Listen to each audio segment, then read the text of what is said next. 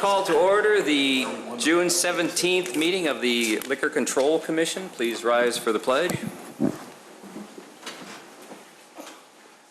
I pledge allegiance to the flag of the United States of America and to the republic for which it stands, one nation, under God, indivisible, with liberty and justice for all.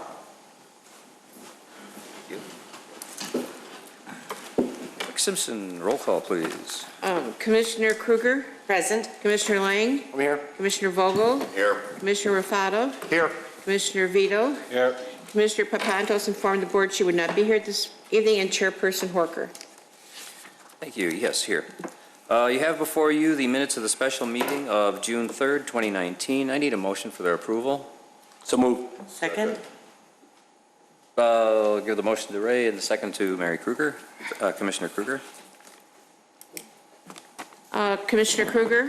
Yes. Commissioner Lang? Yes. Commissioner Vogel? Yes. Commissioner Rafato? Yes. Commissioner Vito? Yes. Chairperson Horker. Yes. Citizens' concerns and comments? There are none. Go ahead. Go ahead. Consideration of a request for a Class I liquor license from the Indian Trails Public Library District for an event to be held on October 17th, 2019. Mr. Spondilis, what do we have? Thank you. As the title indicates, this is a request from the Indian Trails Public Library for an event to be held on October 17th. There is only one condition that we ask for, which is submittal of Bassett certificates for all applicable individuals. Other than that, the application is in good standing, and this is for a wine tasting event in partnership with the Buffalo Creek Brewing Company. Do we have any questions from the board? Do we? Make a motion to approve. Second. Motion Trustee Vogel, second Commissioner Vogel, second Commissioner Rafato. It's Rafato? We have. Oh, wait, not Lang? It's Rafato? Okay. Yeah, I thought so. Is anyone from the, what? It was Rafato. Okay. Is there anyone from the library here that would like an opportunity to advertise? Come on up to the podium and tell us what's going on, please, and then we will vote. I think it's actually a beer tasting, right? What? I think it's actually a beer tasting, isn't it? Yes, it is. My name is Christina Stoll. I'm Adult Services Manager, and it actually is a beer tasting. There was wine mentioned. It's actually going to be a German history and beer tasting. It's going to be about German's liquid beer, bread, which will be on October 17th, 2019. So once it goes out in our newsletter, please register for it. So we'll have a historian come and talk about the history of German beer, and then we're also partnering with Buffalo Creek Brewing, and they will be the ones providing the beer, the servers, and they'll be the ones with the Bassett license and all that. So it should be a pretty exciting program. Excellent, thank you. So we have a motion and a second. Can we have a roll call? Commissioner Kruger? Yes. Commissioner Lang? Yes. Commissioner Vogel? Yes. Commissioner Rafato? Yes. Commissioner Vito? Yes. Chairperson Horker. Yes. That concludes the business of the Liquor Commission. Thank you, ma'am. Thank you. I need a motion to adjourn. So moved. Second. Motion, Commissioner Kruger, second, Commissioner Rafato. All in favor? Aye. Yes. Aye. I would like to call to order the regular meeting of the Village of Wheeling for June 17th, 2019. Clerk Simpson, roll call. Trustee Kruger? Present. Trustee Lang? Here. Trustee Vogel? Here. Trustee Rafato? Here. Trustee Vito? Here. Trustee Papantos informed the board she would not be here today, and President Horker. Here. Approval of the minutes for the joint workshop meeting of May 23rd, 2019. Can I have a motion for their approval? So moved. Motion, Trustee Rafato, second, Trustee Kruger. Roll call. Trustee Kruger? Yes. Trustee Lang? Yes. Trustee Vogel? Yes. Trustee Rafato? Yes. Trustee Vito? Yes. President Horker. Yes, you also have before you the minutes of the regular meeting of June 3rd, 2019. Motion for their approval, please. So moved. Motion. Second. Trustee Lang, second, Trustee Rafato. Roll call. Trustee Kruger? Yes. Trustee Lang? Yes. Trustee Vogel? Yes. Trustee Rafato? Yes. Trustee Vito? Yes. President Horker. Yes. Any changes to the agenda? No changes this evening. Excellent. Proclamations, appointments and confirmations. Wait, do we have any, Do you want me to read the names? Please. yes? Okay, appointments and confirmation. Linda Burbam, Board of Health. John Kosak, Board of Fire and Police Commissioners. Michael Murphy, Board of Fire and Police Commissioners. Titania Blanova, Plan Commission. Patricia Hawkins, Senior Commission. Marshall Kaplan, Senior Commission.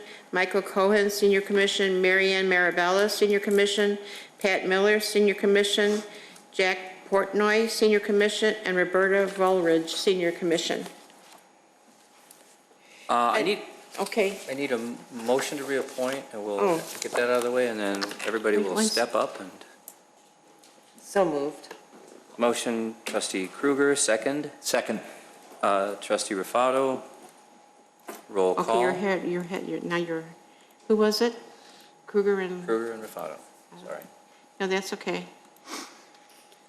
Trustee Kruger? Yes. Trustee Lang? Yes. Trustee Vogel? Yes. Trustee Rufato? Yes. Trustee Vito? Yes. President Horker? Yes. Take it away, Clerk Simpson. Okay. If anybody's present of the names that I read, do you want to meet me over there and I'll swear you in?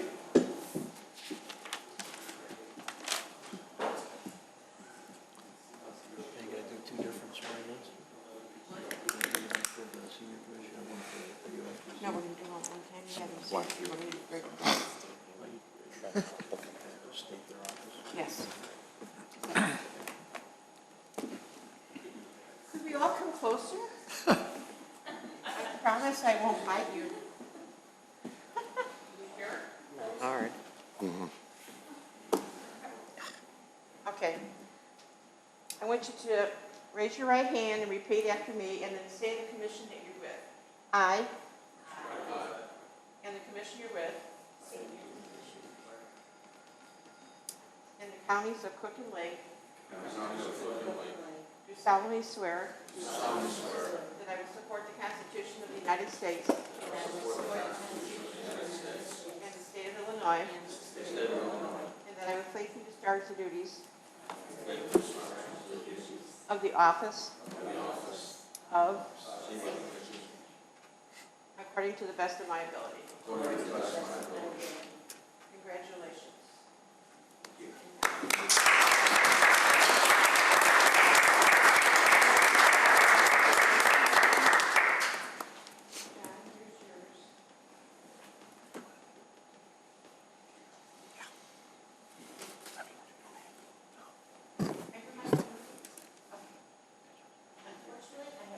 I would like to take this opportunity to thank all of you for dedicating your time to helping the village and the individual commissions that you've volunteered with.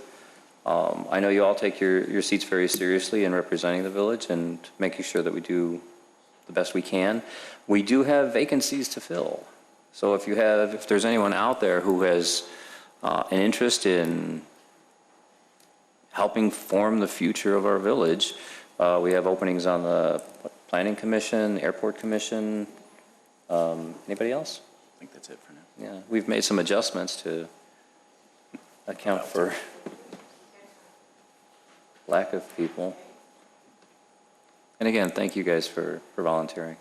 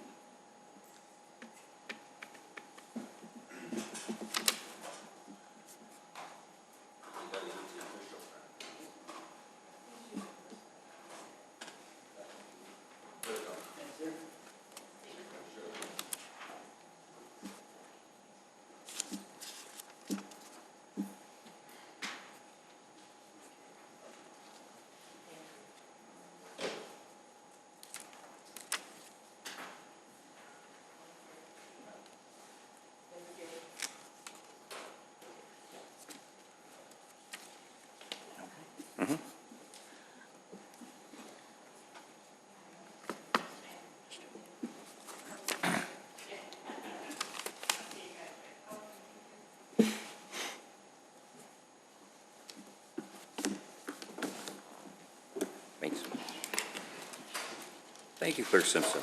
Okay. Citizens' concerns and comments. I have one. It is, I mean, Just a reminder, this is a time for citizens to make their comments and express concerns and for the board to listen. This is not a time to enter into long drawn-out conversations, to answer questions. okay, members of the public may address the board with comments regarding only those items that are relevant to village business. No citizen shall speak for more than 5 minutes without consent of the board. Members of the general public who wish to address the board must sign the request to speak form prior to the commencement of the public meeting. Bob Boho.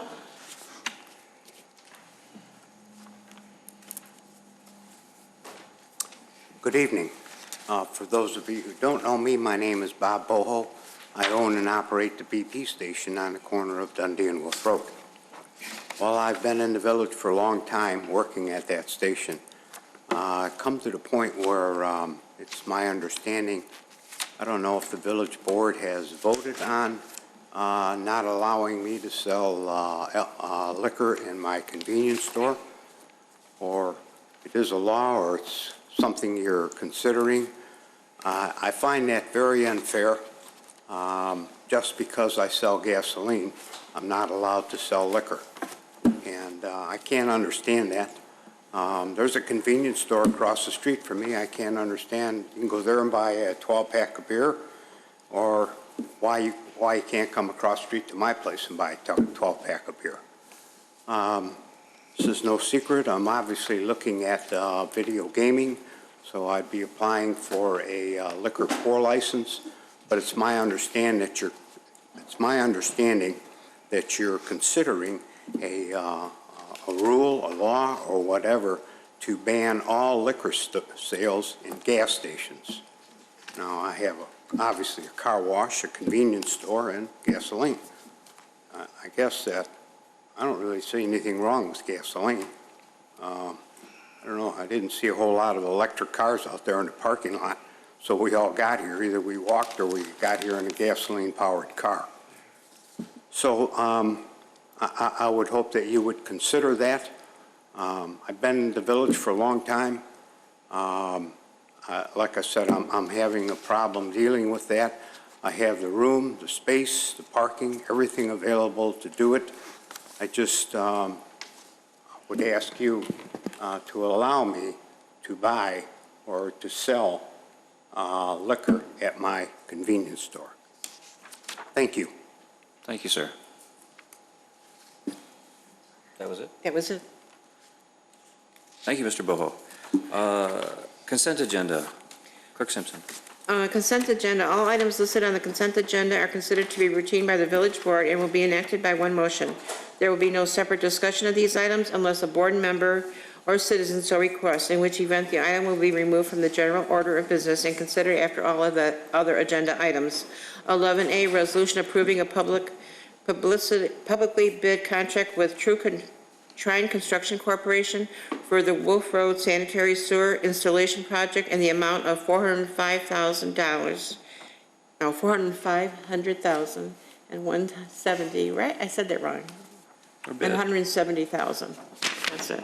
There you go. Okay, item 11B, resolution accepting and approving a publicly bid contract with Trine Construction Corporation for the Dundee and Northgate Parkway Water Main Improvement Project in the amount of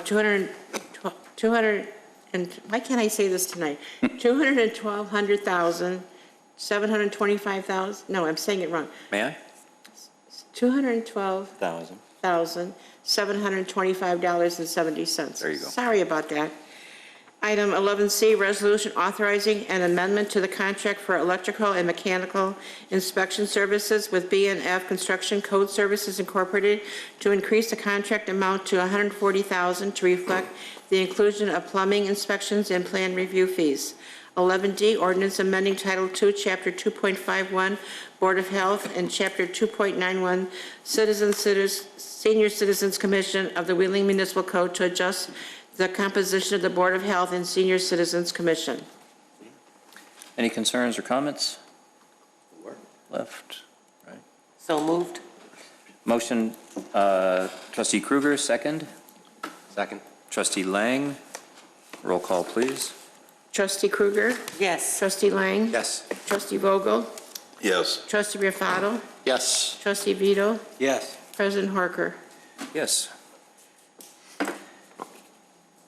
All set. Yes. Item 13A, resolution approving a publicly bid contract with Trine Construction Company for the Industrial Lane Public Improvement Project in the amount of $2,377,777.77. They do that. We rounded it to the nearest dollar. Huh? I'm kidding.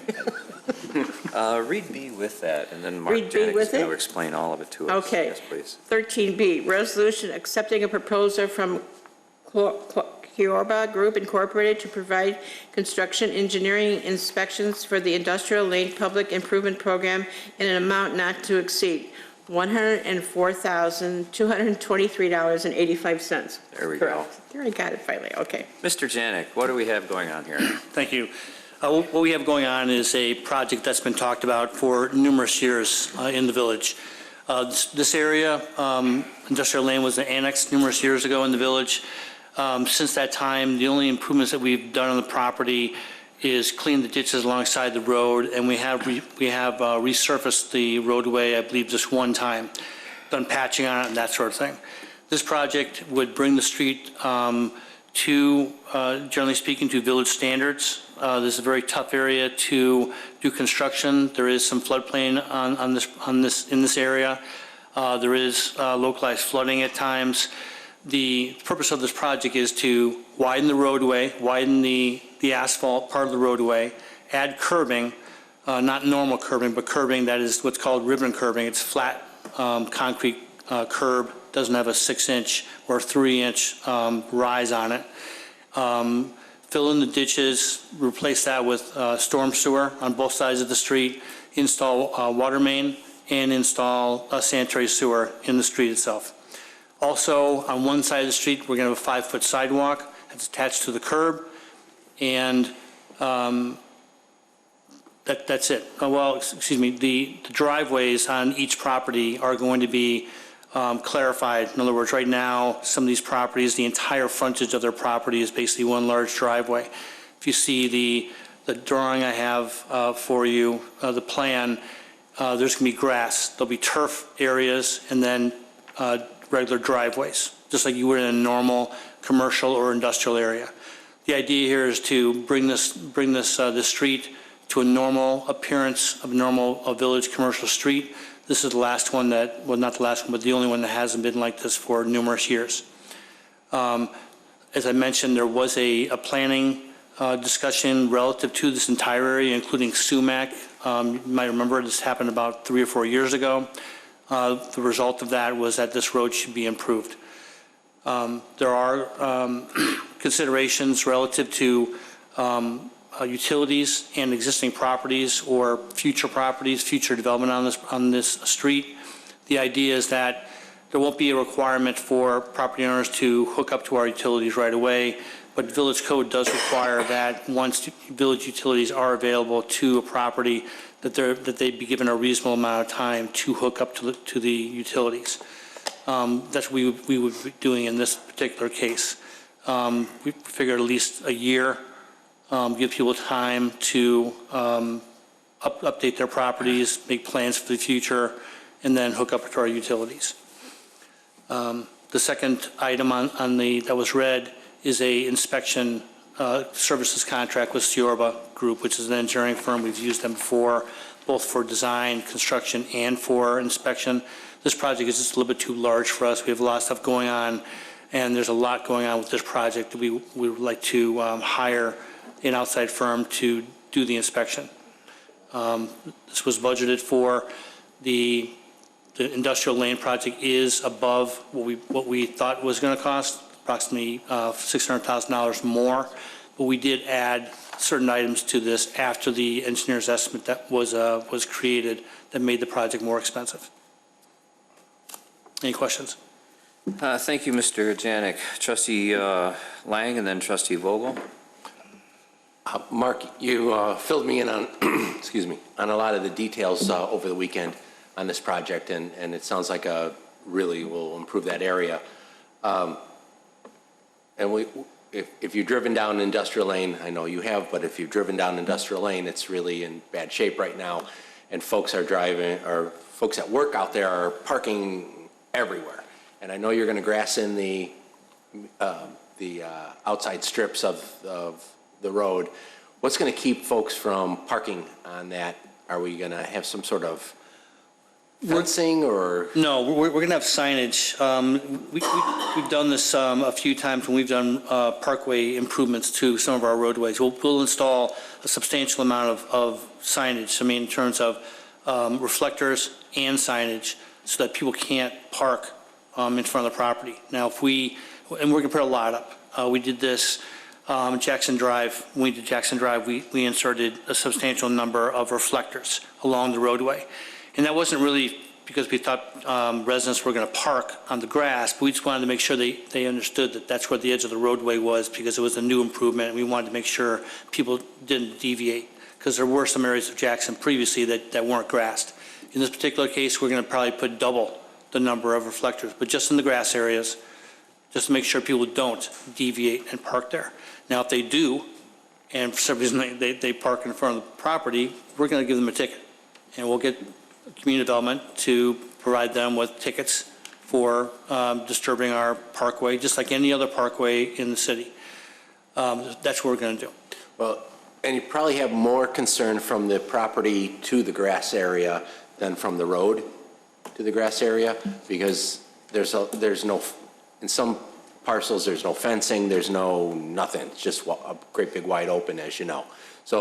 So that's something for concern as well, that they encroach over from the actual property to the grassed area. At some point, I mean, the property owners are going to, I mean, they take care of their properties, maybe not industrial lane so much because it's not organized. But I think once we put the grass down and the turf, at some point they're going to be taking care of their property. Now that is public land. So if they keep riding over the grass at the edge of their property, we can give them tickets for that too. I mean, at some point, we have to trust that they're going to take care of their property. Now, we can't obviously be out there 24/7. The reason why we're not putting down more concrete is just because we can't increase the grade out there, because then the stormwater on the surface won't flow correctly. So I'd like to put a vertical curb, a 6-inch curb, but it's just not possible. Got it. Thank you. Thank you, Trustee Lang. Trustee Vogel? Mark, on the sanitary sewer, on the bidding, why are there such a wide variety of bids? I mean, it's like from low to high, it's a difference of 300%. On the sanitary sewer? Yeah. Trustee, whenever we get public bids, it is all over the place. Sometimes within the bid, and then sometimes the bids themselves. Sometimes we'll get bids that are super close. Like in this particular project, the bids are relatively close, overall, on an overall basis, although there was one that was an outlier. But within the bids, I can't explain why sometimes sanitary sewer or water main or whatever it might be within that particular bid is less or more than another bid. We can't, I can't go inside the bid and then change it and say, hey, I want this guy, he's doing less expensive. I can't explain why. Yeah, no, I understand that. It just looked like with the Wolf Road Sanitary District, the difference between who we accepted and Berger was like 2%. And now for this project, Berger's double Yeah. the sanitary sewer, and the high one is triple. It just kind of makes you wonder if something's going to come back to haunt us. Well, I think we have this particular company, Trine. They're doing a project for us right now, the water main project. It's very extensive. It's probably more than a mile of water main. Very complicated project on Foster and on Pewaukee. And they did our water main project 2 years ago as well on Carpenter and then Shepherd, that whole area. Very complicated projects. Numerous industrial driveways, water services, storm sewers, all that kind of stuff. So this particular contractor, their low bid, whatever that might happen with inside that bid, we trust that these guys are going to work with us and do a good job. Good, okay. I mean, right now, this year in particular, Foster is very, numerous users on that, just like here. This won't be, well, this will be more complicated because there's more infrastructure to do. But just doing the water main on Foster, ripping the entire road apart, doing the curb, doing the water main, taking the other one out, they're doing a really good job. Okay, thank you. Thank you, trustee Vogel. If there are, trustee Rufado. Mark, just what about how are the folks on that street notified, and what do you think the traffic is going to be as we go through the work on this? It's going to be tough. There's no question about that. We'll have to leave at least one side open. We'll have to have flaggers. These property owners have been notified previously of consideration by the board to do redevelopment. I mean, not the board doing redevelopment, but they were part of the planning process previously, a few years ago. They understand that at least they did understand that there was consideration by the board that this entire area at some point would be a focus of tax incremental financing, improvements, and possible redevelopment.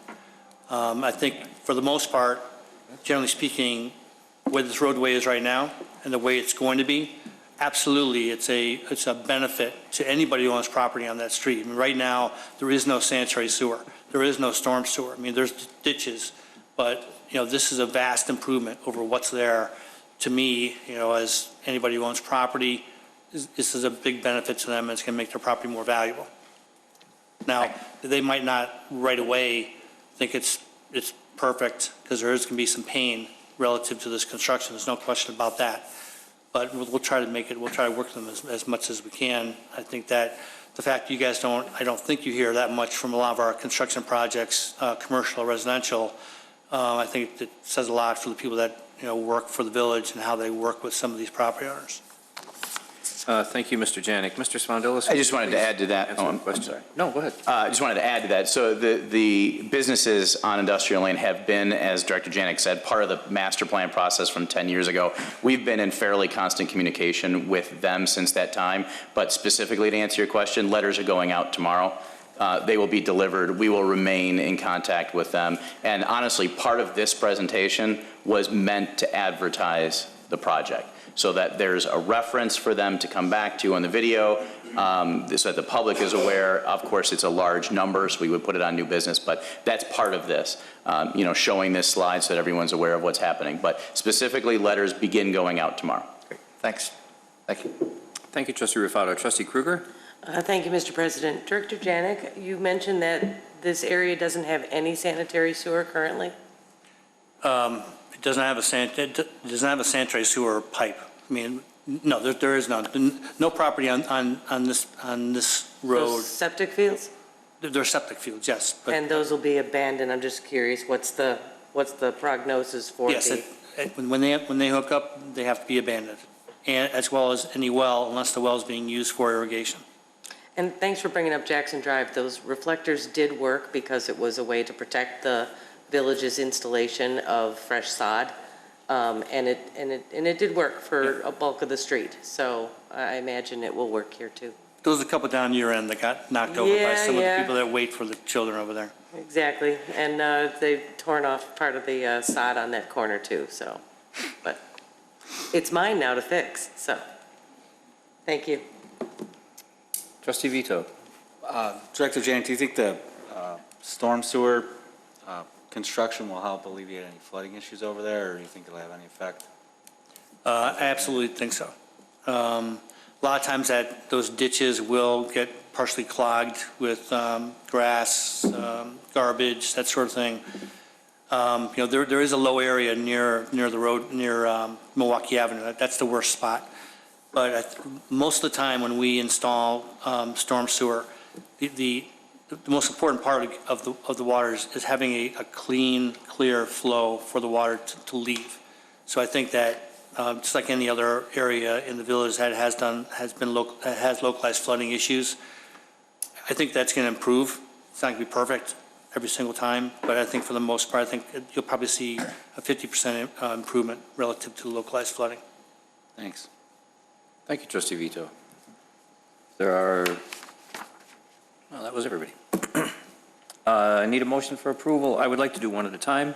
13A is the industrial improvement for the $2,377,777 and 77 cents. I need a motion for that, please. So moved.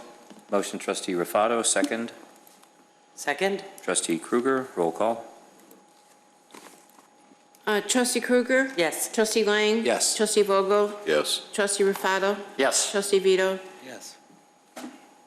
Yes. President Harker? Yes, and now I need a motion to approve the Ciorba contract for the inspections and engineering inspections. So moved. Motion trustee Vogel, second. Second? Trustee Kruger, roll call. Trustee Kruger? Yes. Trustee Lang? Yes. Trustee Vogel? Yes. Trustee Rufato? Yes. Trustee Vito? Yes. President Harker? Yes.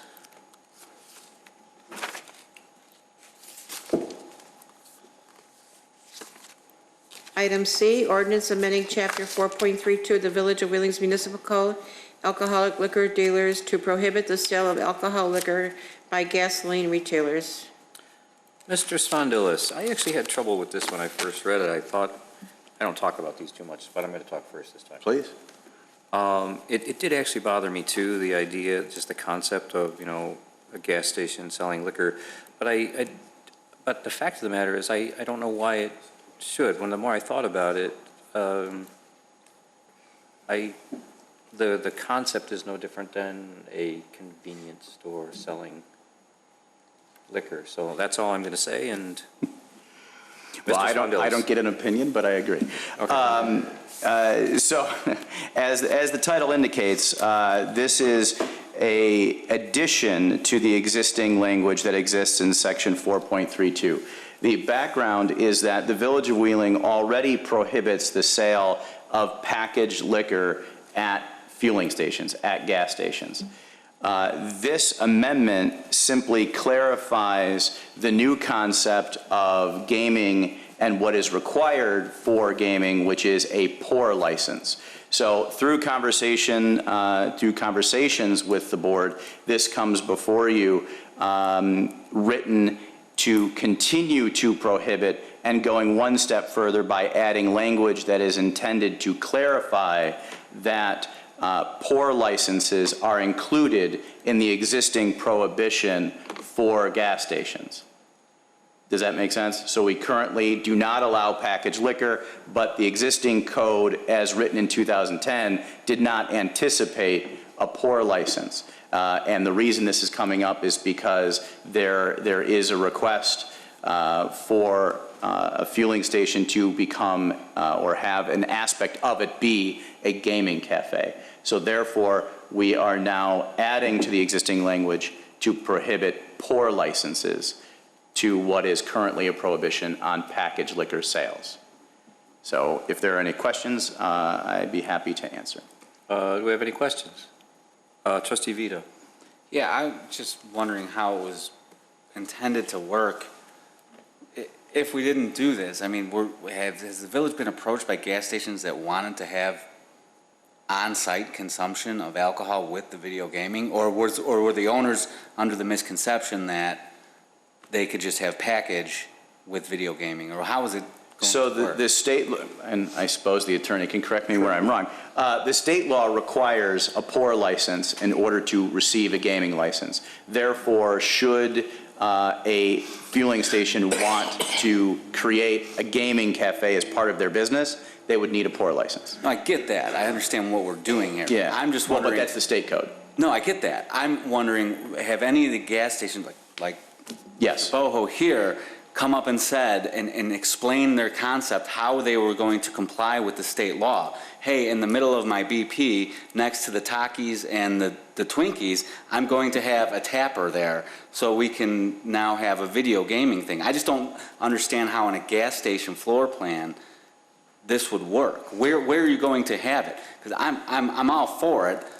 If I could just conceptualize how it could possibly work in, say, small BP gas station and not some big Casey's Sure. Or speedway like that you see out on the middle of 90 somewhere? There are two answers to that. Yes, there is a petitioner who it's a little awkward since Mr. Boho is in the room, but yes, it has come up for an existing station as well as a proposed station on Milwaukee. So two different answers. In the existing situation, the intent as described to us was that the former garage facility would become a gaming cafe. So it wouldn't be just sort of thrown in the middle of the convenience section. It would be a gaming cafe attached to the gas station. In the proposed gas station, they would simply build it a lot like you see now. It's becoming very popular where you have a Dunkin' Donuts as part of the gas station or a Kentucky Fried Chicken. They would build it so that there was a not segregated by a door necessarily, but a section of the station that is a dedicated gaming facility. Yeah, and I've seen that at truck stops and stuff. And out in that's Winnebago County. what's proposed. I don't know why I'd have a prohibition against that, but. The other There's thing you a have to separate remember. thing. I just don't want there to be a tapper in the middle of a gas station next to the Twinkies. Right. Just that wouldn't make sense. And that's not been proposed here. What I wanted to add, our Class NV license requires a dining area with seating for at least 30 people. And our Class NV also requires that the primary business shall be video gaming. So I'm not even sure how a gas station, a typical gas station that is a convenience store, would ever qualify for something, even under the current code provisions. I mean, it's the gaming cafe clearly is a restaurant-style business that has gaming machines available. That's our model per our code. What about package in general? What's the prohibition? I guess the genesis of the prohibition is people don't want to have people drink and drive, I would assume, but nobody's riding their bike to PS Pub and then pulling away with a case of Bud Light on their shoulder. And Quite honestly, I think only another trustee can answer that question. This is, well, I mean, I don't have a problem with it. I mean, I don't know why it's any different to drive your car to the mom and pop store or any other liquor store here and pull away with a case of Bud Light and not do it at a gas station. You're still driving away. I don't walk to Binny's. I drive there more than my wife likes, but you know, but you drive away with alcohol. You don't walk away. But I don't know if we should keep that prohibition. I don't see the point of the prohibition. The whole gaming thing's a different issue. I mean, that would smack in part of the V license that we have, like Attorney Ferrolo said. I mean, if you got to have a main component be, you know, food and that be the main driving of the business, I don't know how that would work with a gas station. But, that's all I have. Thank you, Trustee Vito. Any other comments? Well, and that's Trustee what Lang? kind of kills it for me, is the whole tapper part of it, is that you have to have tapped beer and, or serve alcohol in that regard. And it just doesn't make sense at that point. It's not the nature of the business. It's a gas station first, not a gaming facility. So that's it. Trustee Krueger? Yeah, I'm just to weigh in. I think when this first came up, or at least I heard about it, my first initial thought was gas station wouldn't be the place where I envision hanging out and entertaining myself by playing a few games on the video gaming and having a couple of pops. I can't see saying to someone, hey, meet me over at the Clark station for a couple of beers. It's just, to me, a gas station is by nature and get in, get your gas, get your snacks, get out kind of a location. Video gaming as an element, as a part of a gas station, to me just wasn't it was trying to shoehorn a form of entertainment in a use that wouldn't support it in my view. So I just wanted to put the opposing argument out there. Thanks. Anybody else want to weigh in? Nope.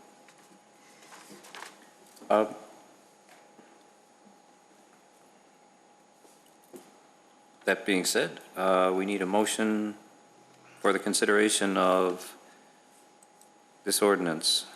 So moved. Second. Motion trustee Lang, second trustee Rufato. Trustee Krueger. Yes. Trustee Lang. Yes. Trustee Vogel. Yes. Trustee Vito. Yes, but only as it stands that we have the prohibition on the rest of the package. I think we should probably think about whether or not we want to keep that prohibition for package in the future. Okay. Trustee Rufato. Yes. President Horker. No.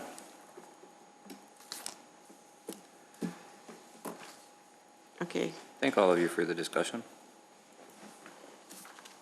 Sorry, Bob.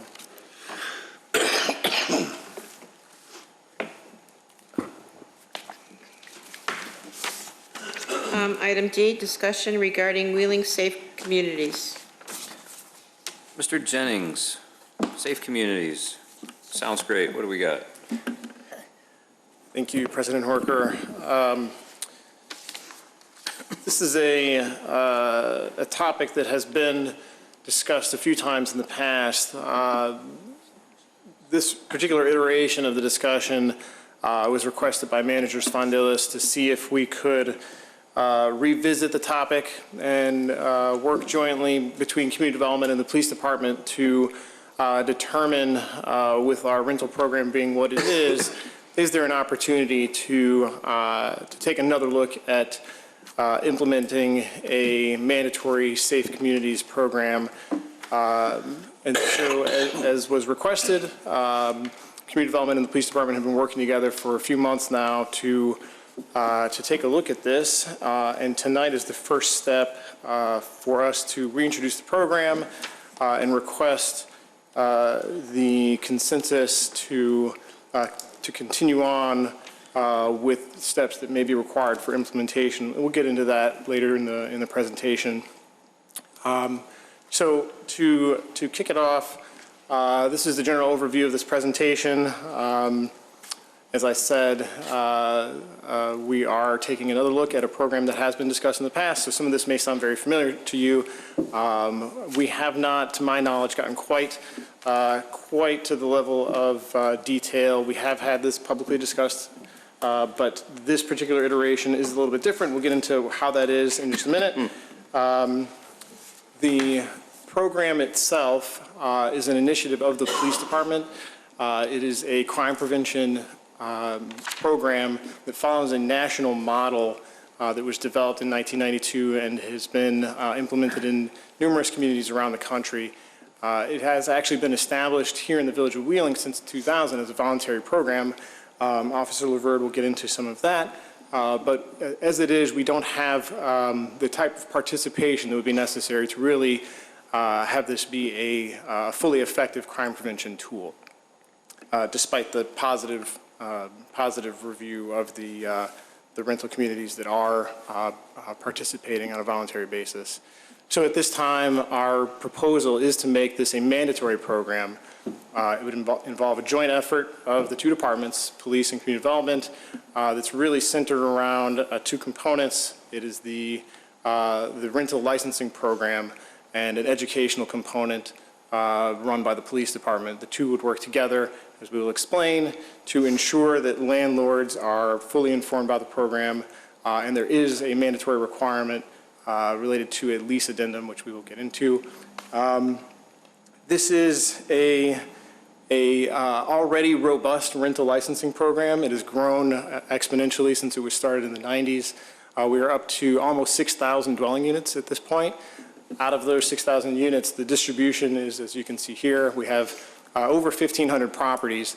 1,200 of those are in single-family homes. So that's the area of greatest growth, and that's something that we're already adjusting to, as you've seen me discuss in the last 3 or 4 years.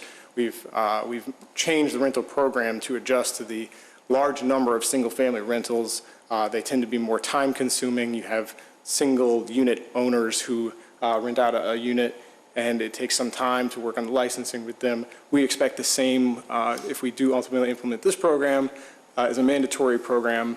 We expect similar trends in that there's a lot of hand-holding involved with unit owners who are inexperienced landlords. They're not large property management companies. So we expect a similar trend if we do ultimately implement this as a mandatory program. With that, I'd like to have our Crime Prevention Officer, Scott Laverde, introduce some of his experience with this program and explain some of the benefits of a program like this in general.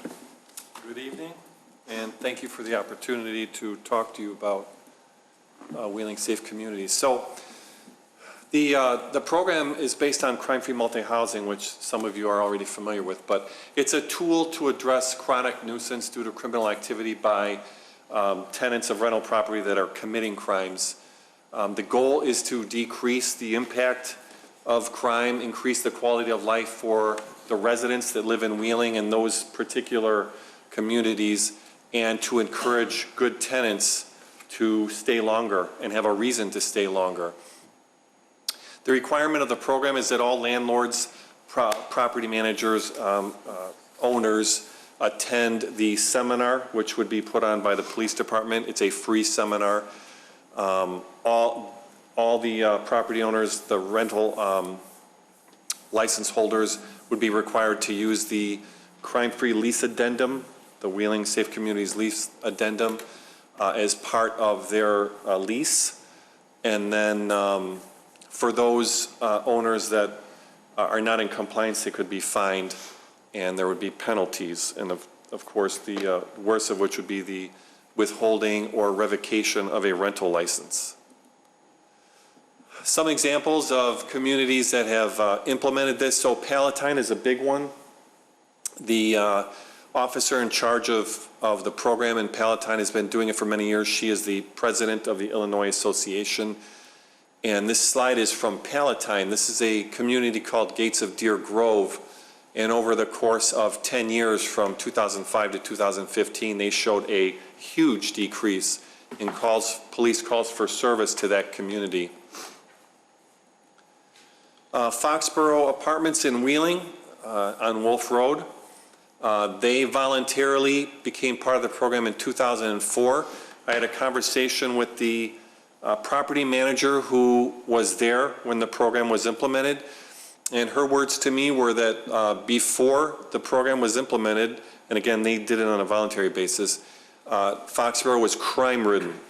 She said that there were gangs that would go across the street from Hunt Club to Foxborough and back.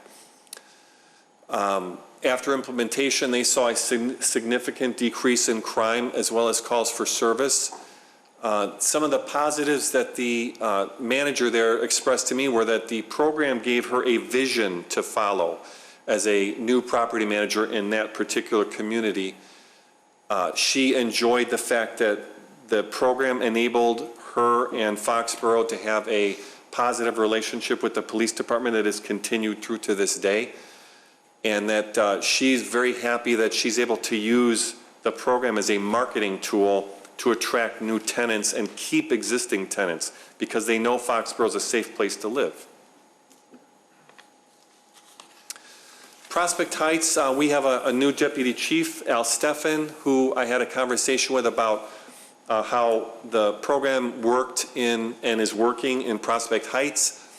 Over 18 months after they implemented the program in a few communities, they saw a significant reduction in crime and calls for service there. If anyone's familiar with Prospect Heights, those four communities are Quincy Park, Country Pines, Willow Woods, and Willow Heights. Country Pines is in the area of Piper Lane, which Deputy Chief Steffen told me before the program was implemented was known as Sniper Lane. And then once the program was put into effect, that totally changed. So that's pretty huge. The power in the program is that during the seminar, we are giving landlords and property managers the tools to screen tenants, to weed out criminal tenants, to make the property and the building safer using some tried and true methods of crime prevention with regards to landscaping, lighting, things like that, hardware. But that's a key component. The seminars provide that education. We establish relationships with the people that attend these seminars, so now they have a police officer, that they can call up, that they can email. That would be me. So there's a relationship established there. And over time, the seeds for trust are planted so that they know that we are working on their behalf to make their community and Wheeling safer. The benefits of the program include the decrease in opportunity for crime to occur because, again, criminal tenants are being weeded out before they move in. Criminal tenants that somehow slip through the cracks can be addressed, and the property can be made safer. There's a reduction in the fear of crime, which is, it can be as bad or worse as the actual crime. If someone is afraid to go outside because they perceive that the neighborhood is unsafe, that's a problem for the police. That's a problem for that this program addresses. And again, as in the case of Foxborough, it's helped the tenants to realize, hey, this is a safe place to live. In addition to the reduction in the fear of crime, there's a reduction in the actual amount of crime in the areas, leading to improved safety for the tenants, landlords, and of course the managers that work there. And then finally, there's the reduction in calls of service, or police calls for service. And in law enforcement, we talk about something called the 90-10 rule, where 90% of our efforts are focused on 10% of the population that's committing crimes. Repeat offenders, and we've seen it time and time again in Wheeling, where we respond to the same areas in town for the same people, the same families that are committing similar or the same crimes.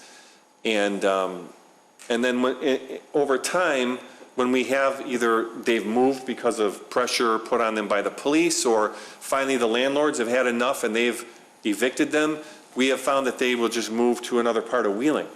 So the calls for service don't actually change, the location changes. This program has a very positive effect on that, the repeat offenders and the repeated response by the police to the same areas of town. And then that last bullet point just summarizes what I just said, that we've just seen them move from one side of town to another. The officer in charge of the program in Palatine, at a recent training that I attended, and I found this really surprising, she actually stood up and said that she doesn't believe there's any gang members living in Palatine because of that program. And if you know Palatine, that's a big community. I think what she was really saying is that the opportunity for gang members to live in Palatine is greatly, greatly decreased. Is it possible they can move in? Are there a few there? Who knows? Maybe. But she doesn't believe it. And that's a big deal when you have an insider that believes that Palatine is so safe that it's unlikely that gang members live in Palatine. That's the power that this program can bring to a community. And with that, I'm on my last slide. I thought that was my last slide. Again, benefits: stable, more satisfied tenant base, increased demand for rental units, lower maintenance and repair costs because the tenants that live there are good people and they care, increased property values over time for obvious reasons, and then finally, and the most important reason of all, it means a higher quality of life for the people that live in Wheeling. And with that, I will turn it over to Andrew. Thank you.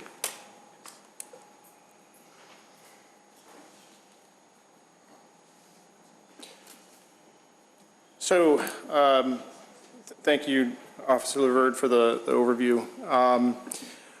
One of the things that we've been trying to determine and make a good projection of is what the impact on municipal services would be. We have an existing rental program. That's not an issue. We don't need to establish one. What we do need to figure out is our rental program as it exists set up in a way that's conducive to rolling this additional mandatory requirement into the mix. The process of trying to figure that out involves speaking with multiple municipalities. We actually sat down with the police and community development staff from 3 different towns to go through both the initial rollout.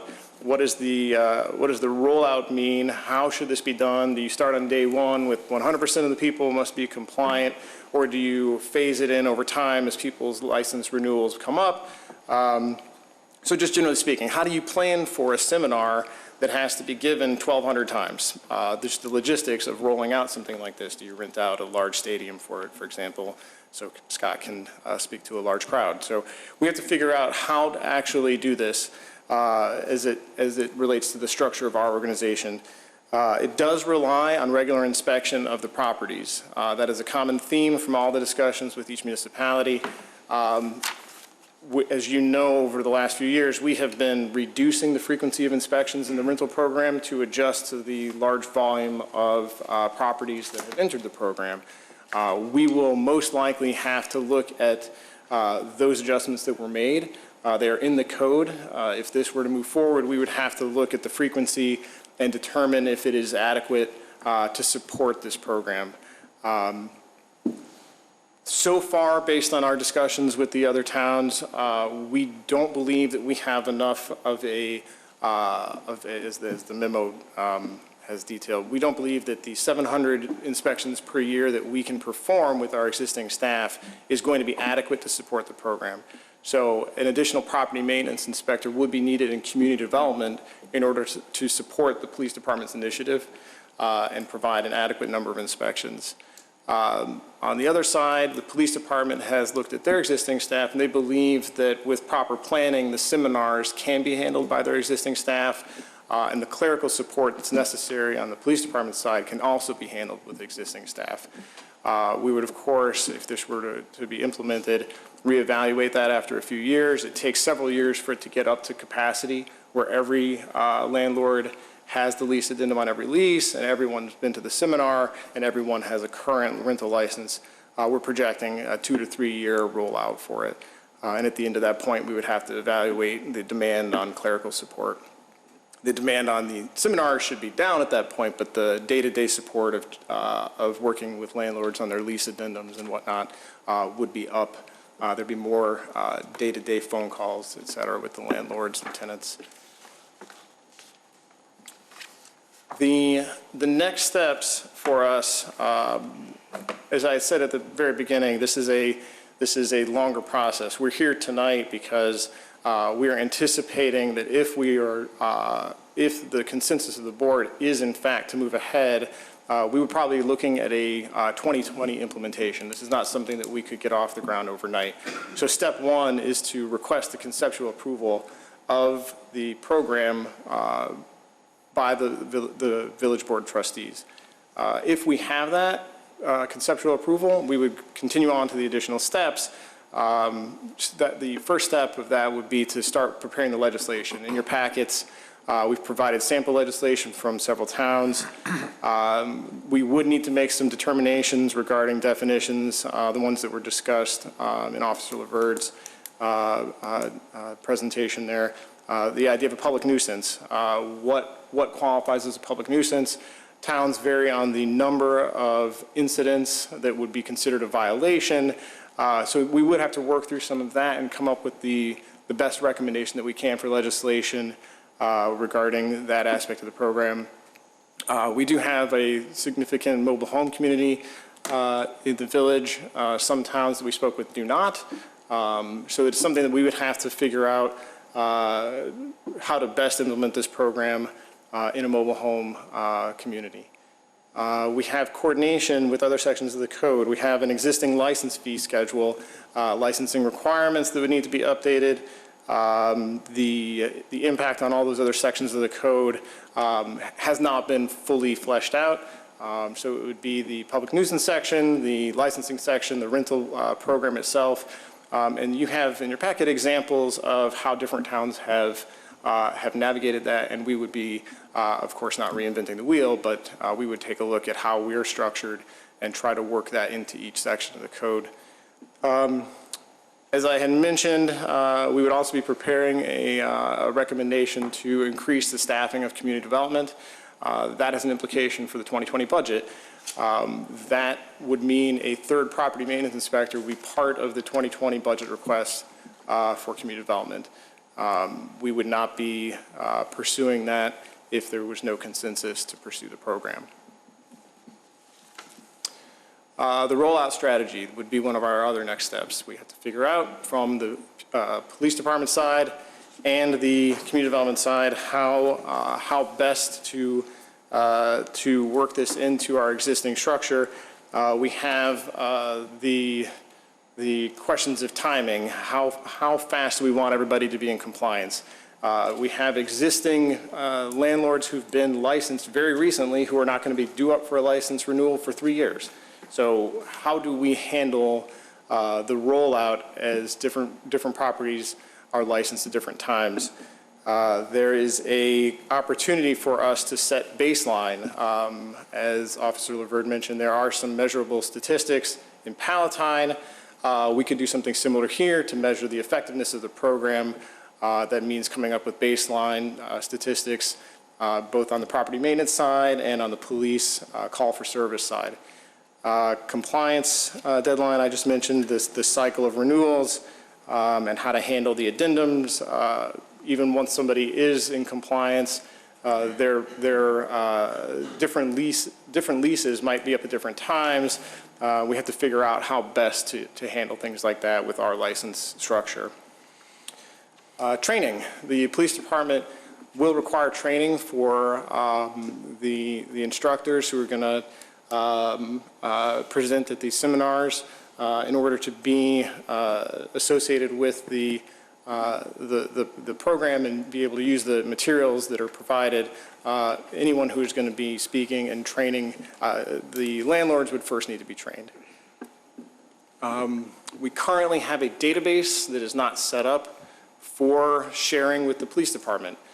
In order for this to be an effective tool, every single municipality we spoke with said you have to be able to share your data really efficiently. Otherwise, it's going to slow you down and create a huge headache with phone calls and whatnot between the two departments. So we'll have to have our database updated so that the police can have immediate access to it. They can enter the seminar dates into our database so that we don't inadvertently issue a license to somebody who hasn't yet been to the seminar. They would have to, both departments would need to be able to access whether or not the lease addendum has been submitted. And then landlord outreach. We would get out in front of this if this were to be implemented.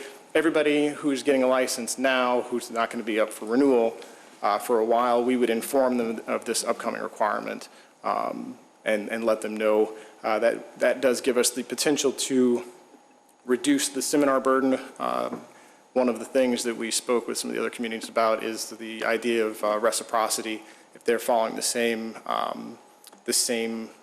seminar techniques and they have landlords who have been certified, they may be able then to provide their certification and reduce the burden both on the police and the landlords. Many of these landlords have properties in other towns, and as was mentioned before, 16 other towns in this area are already doing something like this, and many of them may have a similar enough approach that we could establish reciprocity. So with that, we're both here to answer any questions that you might have, and I thank you. Trustee Lang, you had something? Yes. So I'm totally in favor of this program. I think it's a long time coming, and I'd love to, I'm going to go ahead and say that I would want to go ahead and see us take the next step with this. I am surprised at how many single-family rentals that we have in town. And, you know, I guess I'd prefer more owner-occupied myself. I think folks that actually own the house that they reside in probably take care of it a little bit better. You think there's going to be any pushback from any of the owners of these properties in a way, or maybe we'll see less overall rental units available because of this? Well, the inexperienced landlords, we have gotten that warning from the other towns. Inexperienced landlords, people who tend to own very few units, maybe it's just the one single-family home that they're renting. The other towns have reported some some growing pains. There is some difficulty in first of all, providing the seminars necessary for that, but also explaining the benefits to them. In the long run, their experience has been that it's been a positive for the community, but there is some challenge to working with so many different individual owners. Okay. And so for clarification, this is for rental property only. So if you look at neighborhoods like Cedar Run and Whippletree, those are they can be owner-occupied units, correct?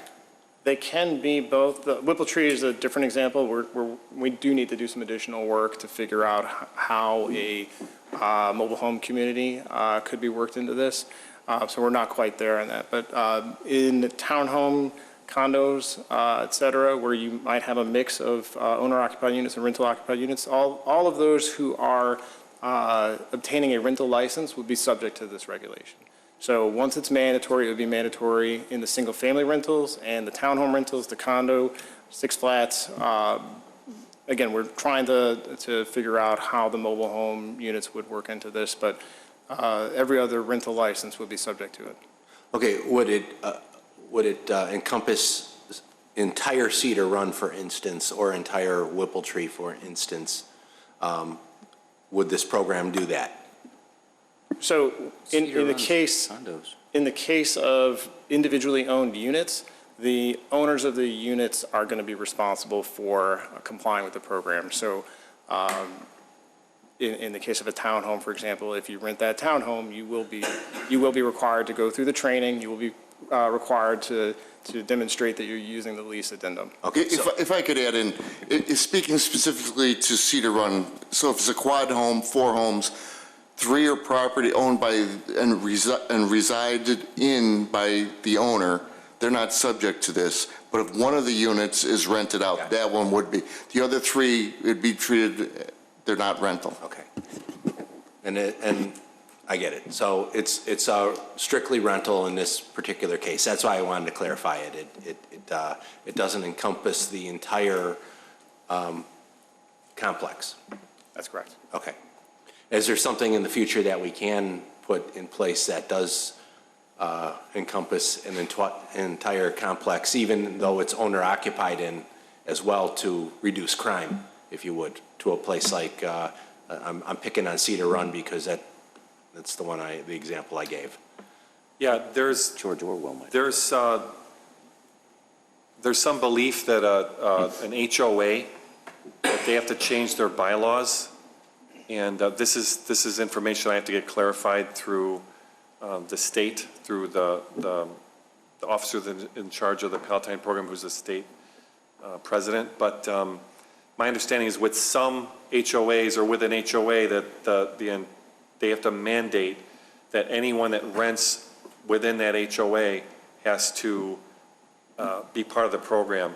But I believe that now that the more I'm thinking about that, I think that's in cases where there is no ordinance. So to backtrack, okay. If we have the ordinance, then anyone it would just deal with those individual owners. Well, and I brought up something to think about, but any way that we can curtail crime in any of the communities is I'm all for it. Well, Neighborhood Watch can fit that part of it too. Thank you. Thank you, Trustee Lang. Trustee Vito? Just a few questions, just some considerations. I mean, have any of these communities implemented it with multiple unit dwellings? I just see kind of an overkill. There's a couple houses for rent in my neighborhood that I don't think those landlords need to go to a 4-hour seminar on a Saturday to learn about, background screening and all that. And I'm just wondering if it's overkill if we make every single family residential unit do this and comply with it. And if we could limit it maybe to multiple units. But then, even then, I mean, it might apply to like Prairie Park, which I think is also kind of overkill. I mean, we know the areas we're trying to reduce crime in, and maybe there's just a way to focus it in those areas, and I don't know how to do it. And I don't know if this is the program to address it. We can check back with the other communities that we talked to. There may have been a distinction in one of the towns where they may have distinguished between 2 units or more and single unit properties. So we'll double check. I just don't I don't want to give you bad information. So we can absolutely double check that. Okay. Trustee Vito, if I could add to that even in single-family housing and in upscale condos and whatnot and dwellings, this provides a landlord, it initially might seem painful, but it provides a landlord with tools and with dealing with problem tenants that they weren't aware that there was a problem when they started. Yeah, and to that point, I mean, that's mainly the addendum to the lease that says if you violated crime, we can use that as a basis for eviction. I mean, upon application for the residential license, why can't we just give that to them and say, hey, this would be a powerful thing to put as an addendum to your lease, as opposed to have them sit on a Saturday from 8 to 12 in a seminar. I mean, I've been one of these inexperienced landlords, and that would have killed me. I would have been so irate if the city of Zion, where I had my place, made me do it. A piece of investing advice: real estate is not good. I mean, if you invest in AT&T, it doesn't call you at 12 in the morning and tell you that the toilet's got problems. But that's a different story. I don't want to overkill with this, and I want to kind of do it smartly.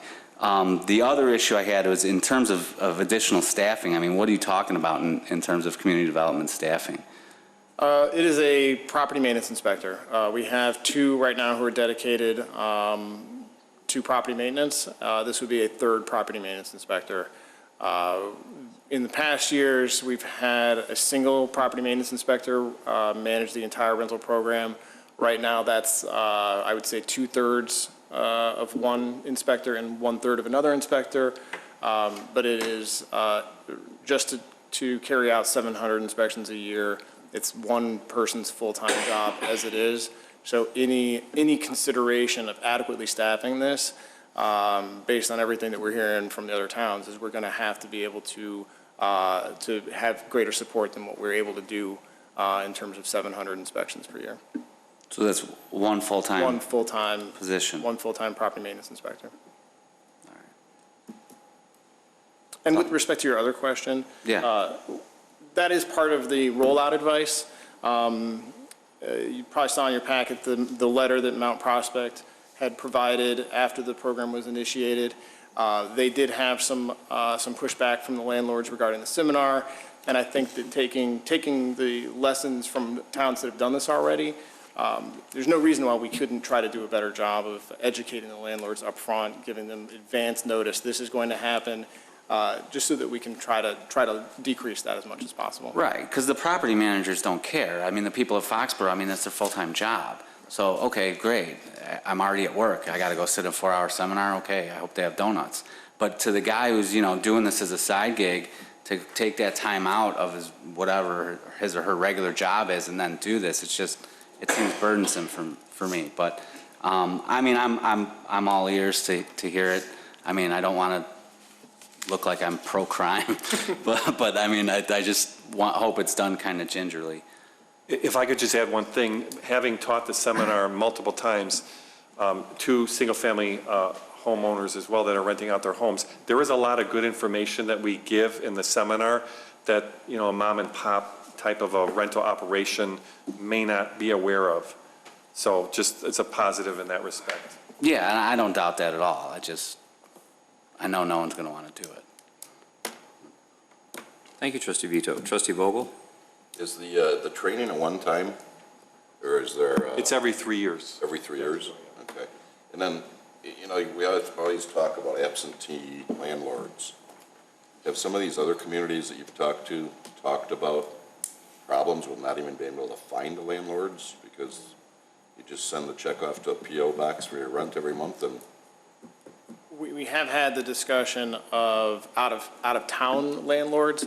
All of our rental licenses are going somewhere. Somebody's causing the inspections to be done. Somebody is applying for the license and receiving it. The question, though, of what do you do with somebody who's moved out of town? How do they handle it? So we've gotten advice from other towns on what they've done. It is an in-person seminar. So somebody representing the property who has the authority to sign that they attended the seminar has to be there. I don't know if you want to add anything. Yeah, the only thing I would add is that, yes, they have to be certified every 3 years. There's the initial in-person seminar that they have to attend that the ordinance would mandate. But for example, in Palatine, the recertification that occurs every 3 years, they allow their owners to do it online. So it's like a 1-hour online recertification, so they don't have to come in, they don't have to leave their homes. Makes it less burdensome for the recertification, but yes, for the original seminar, they do have to attend in person. I like the idea of the online. That'd be great if we could, down the road, think about that. Thank you. Thank you, Trustee Vogel. Trustee Kruger and then Trustee Rufato. Thank you. I love the presentation. So anything, and I've certainly heard this presentation being given to a previous board before. Something tells me that it was done at a budget meeting because it was a pink sheet. It was a request because there was certainly money attached to it. And I wondered if you could go over again what the financial implication would be besides the one inspector, because you did say that there would be some clerical help. Not sure if the police would require any additional staffing. The reason that we spoke to 3 different towns is each town structured it a little bit differently, and it was useful for us to see how information sharing worked and how the support worked. Some towns, the clerical support was on the community development side. Some towns, the clerical support was on the PD side. We believe that the existing rental license program is going to be able to support it, plus the inspector on the CD side, and some additional clerical work. Obviously, will be there will be some coordination between the 2 departments, but thus far the police department's assessment is that the existing staff can provide the clerical functions necessary on their end. But the existing rental program will use our original license packet to include information about this. We already send out information to new landlords, and it'll be an additional thing that we include in it.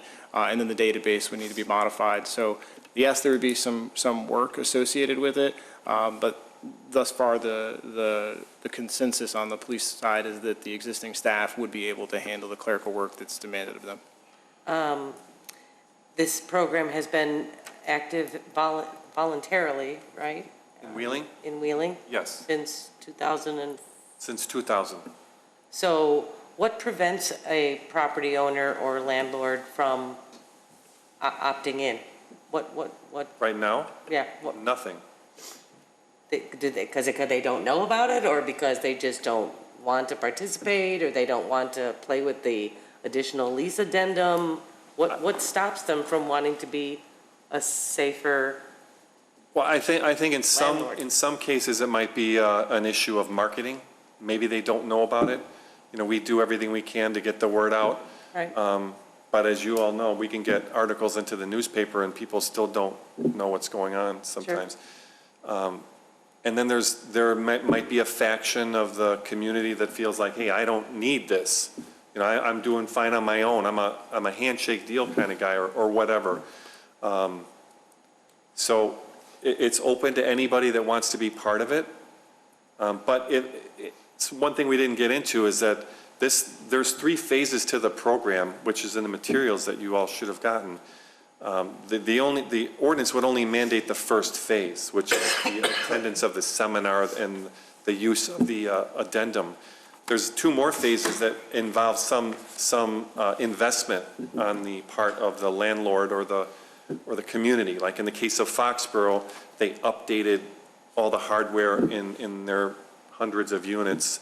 They made changes to the landscaping and the lighting on the property in order to conform to the program. So that could be a deterrent for a larger community.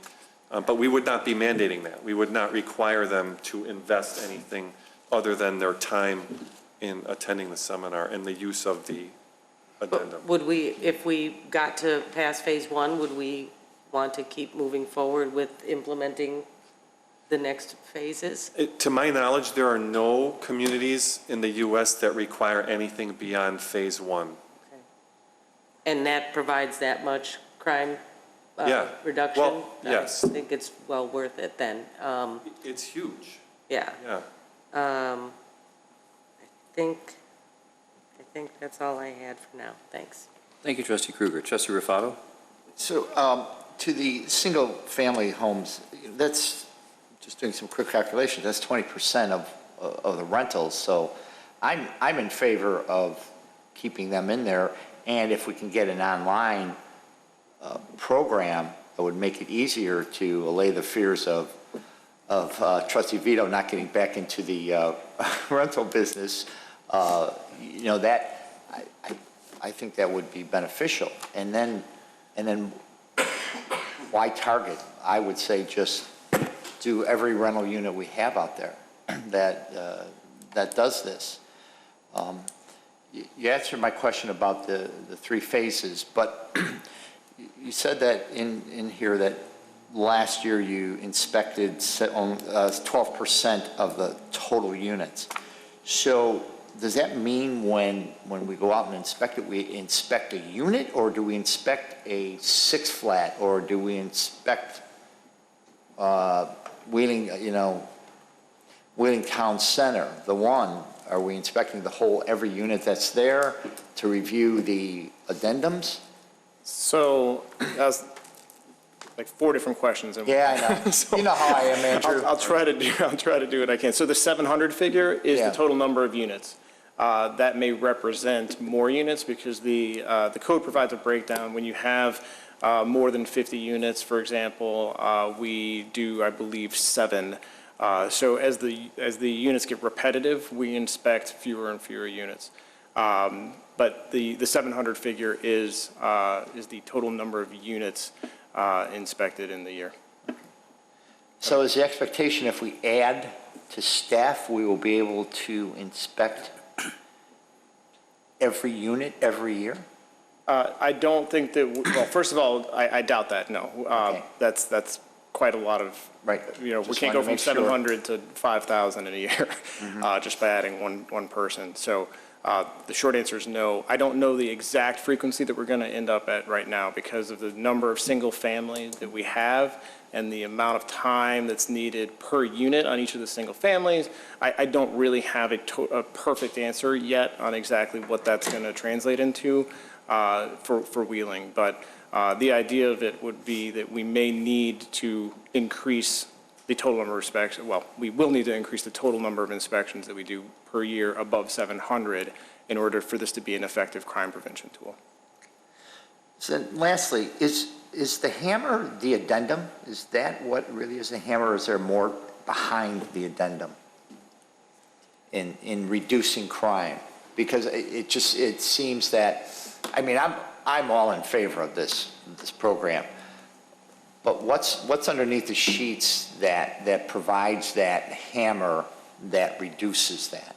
So the secret weapon of the program is the addendum, but the teeth and the hammer would be the rental license. That's the key to these owners' business. If it's a side business, if it's a Foxborough, so if they were to have that suspended or revoked, that could be catastrophic. So that's the teeth and the hammer. Okay. And then something else you mentioned about just to be clear about certification, the program's copyright does not allow for the initial seminar to be taught online. It has to be in person, but the recertification can be taught online, and it's being done. And then to answer one more question that you had about the addendums. So how would a Foxborough prove that they're using the addendums? We're not going to require that they submit an addendum for every lease renewal and every new lease, but we would require them to, at least my understanding the way other towns are doing it, we would require them to submit a copy of a signed addendum saying, here's an example from, this lease, and this is what we're doing for all leases, so that we would keep that on file, that yes, Foxborough is using the addendum, here's an example. Thank you. Thank you, I think Trustee it's a great Rufato. program. Thank you, Trustee Rufato. Trustee Vogel and then Trustee Vito. Just one question. Maybe I missed it or didn't see it.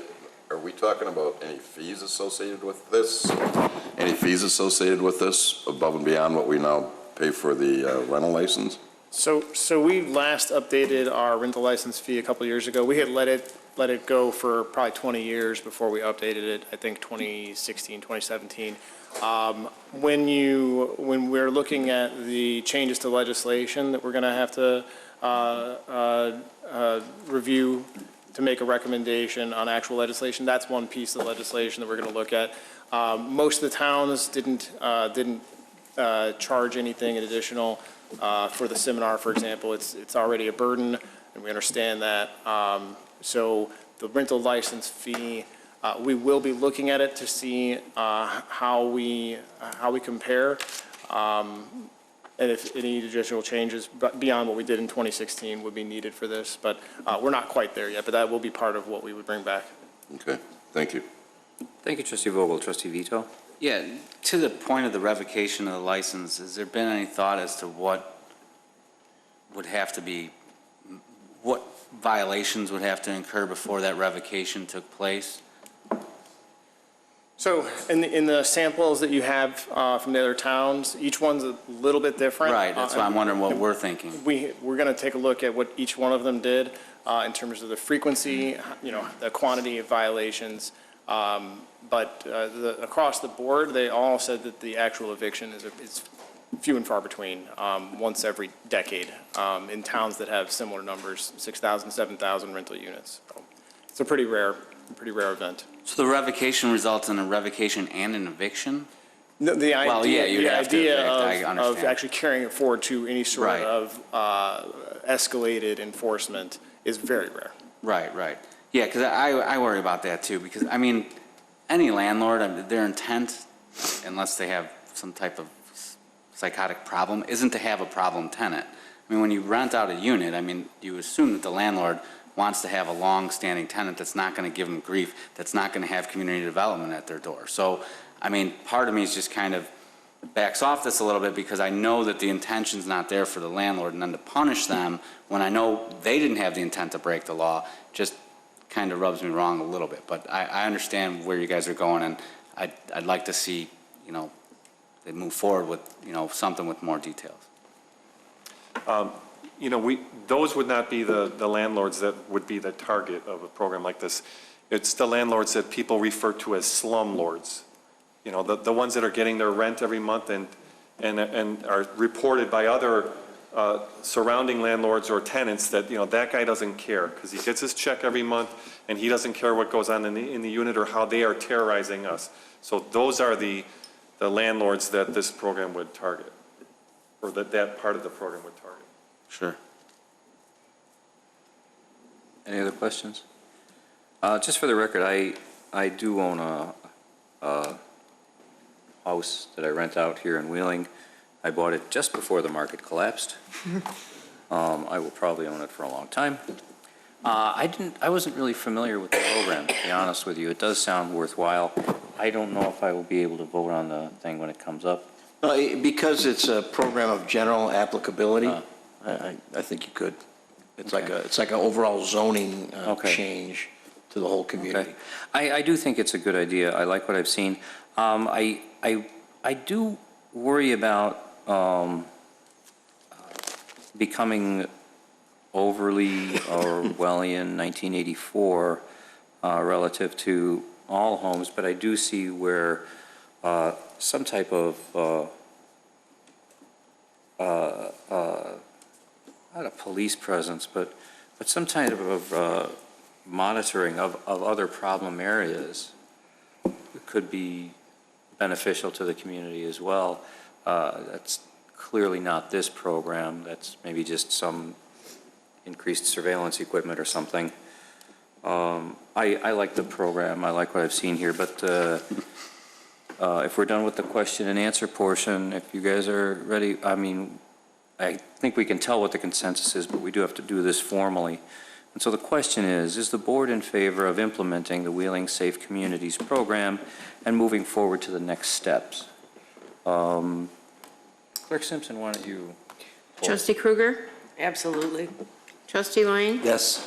Trustee Vogel? Yes. Trustee Rufato? Yes. Trustee Vito? Yes. Can I play? Oh, President Horker, because okay, Yes. thank you. Thank you. Excellent program. Official communications, Clerk Simpson. The anniversary parade is coming up this Sunday. Wheeling is hosting an anniversary parade and concert in the park on Sunday, June 23rd, to honor of our 125th anniversary. The parade will begin at 4 p.m. and run eastbound on Dundee Road from Northgate Parkway to Wolf Road. Parking will be available at Village Hall, the Wheeling Police Station, St. Joseph the Worker Church, and Social Hall in the Wheeling Park District. At 5:30 p.m., immediately following the parade, enjoy the music of tribute band Eagle Mania at the Wheeling Park District's Outdoor Performance Pavilion in Heritage Park. Rock and Run the Runway, held at Chicago Executive Airport, returns for its 5th year on Saturday, June 29th. The day will begin with a 5K run on an airport runway at 8 a.m. and pick back up in the evening with food trucks, face painters, balloon artists, a kiddie train, and live music by Gone Country and Haley Reinhardt, featuring the Midnight Band. Evening festivities begin at 5 p.m. Fireworks will take place at dusk, approximately 9:15 p.m. These events are free. Anyone else? I just wanted to say 6th year of the run. The 6th, I have the, it's the 6th year? Yeah, 5th year of the Okay. fireworks, 6th year of the run. Okay, sorry about that. That's all right. Trustee Vito? Yes, I had to make a decision whether or not I wanted to stay happily married or be part of the parade on Sunday. I chose to stay happily married. I will not be able to be there for a family obligation, and I'm sad to miss that. Also, just wanted to express how nice the Wheeling One Center was, the party that they had. It was fantastic. The building looks great. The whole complex looks great. Looking forward to all of that opening. And then finally, Director Monashane, are you running this year? Only if you promise to let me beat you. I'm not competing. I beat Director Monashane by 7 seconds, but admittedly, I almost died afterwards, and he was able to still walk, so I don't know if that's a real victory, but I'm not going to compete. I can't do it. So, but yes, I'm looking forward to that event as well. Hope to see everybody out there. It's always a good time, so. If there are no other comments, we do have the bills to approve. You have for you the bills from May 30th until June 12th, 2019. Can I have a motion for their approval? So moved. Motion, Trustee Vogel? Yes. Second? Second. Trustee Rufato? Roll call, please. Trustee Kruger? Yes. I did it. Trustee Lang? Yes. Trustee Vogel? Yes. Trustee Rivada? Yes. Trustee Vito? Yes. President Horker? Yes, thank you all for joining us. Need a motion to adjourn. So moved. Motion, Trustee Kruger, second. Wait. Second. Okay, go ahead. What? Kruger and who? You said wait. Oh, Kruger. I follow instructions. Okay, Trustee Kruger, you can get the second. Second. Trustee Vito, all in favor? Aye. Aye. Good night.